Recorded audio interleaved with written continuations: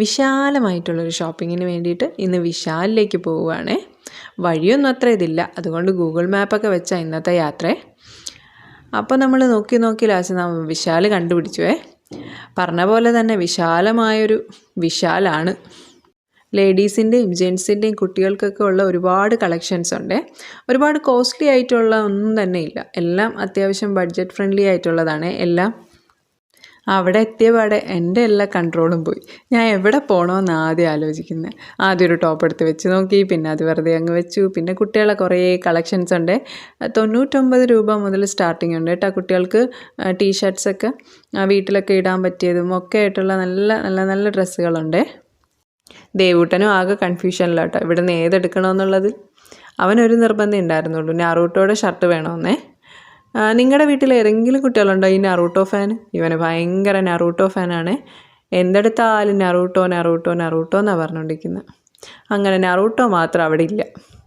സ്പൈഡർമാനൊക്കെ ഉണ്ട്, അതൊന്നും അവന് വേണ്ട. അപ്പോൾ ഞാൻ സെലക്ട് ചെയ്യാമെന്ന് പറഞ്ഞുകൊണ്ട് നിൽക്കുകയാണ്. അങ്ങനെ കുറേ നേരമൊക്കെ നോക്കി. അങ്ങനെ ഒരെണ്ണം എടുത്ത് വെച്ചതൊട്ടും കണക്കുമല്ല. അങ്ങനെ പിന്നെ ഞാൻ പറഞ്ഞു അതങ്ങ് വെക്ക്, വേറെ അമ്മ എടുക്കാമെന്ന് പറഞ്ഞ് അങ്ങനെ ഞാൻ 2 എണ്ണം അവന് വേണ്ടിയിട്ട് എടുത്തേ. ശരിക്കും ഇതിന് നോക്കി എടുക്കാൻ കുറച്ച് പാടുണ്ട്, കാരണം വയസ്സ് കൊടുത്തിട്ട് ഇല്ല പലതിലും.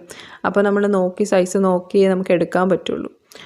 അങ്ങനെ അവിടെ നിന്ന് നമ്മൾ പതുക്കെ നമ്മുടെ ലേഡീസ് സെക്ഷനിലോട്ട് നീങ്ങിയേ. ലേഡീസ് സെക്ഷനിൽ എനിക്കൊന്നും വാങ്ങാനൊന്നും ഇല്ലായിരുന്നു, ചുമ്മാ നോക്കി.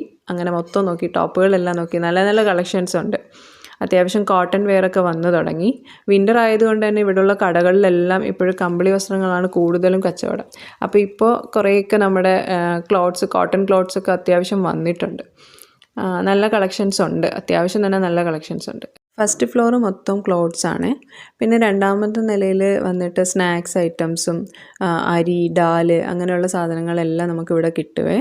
പിന്നെ ഏറ്റവും കൂടുതൽ എനിക്കിഷ്ടപ്പെട്ടത് ഇവിടുത്തെ ഈ കുപ്പികളൊക്കെയാണ് കേട്ടോ. നല്ല ഭംഗിയുണ്ട്, അത് അടുക്കി വെച്ചിരിക്കുന്നത് കാണാൻ തന്നെ. അതിലൊരു പ്രത്യേക തരം കുപ്പി ഞാൻ കണ്ടെത്തി.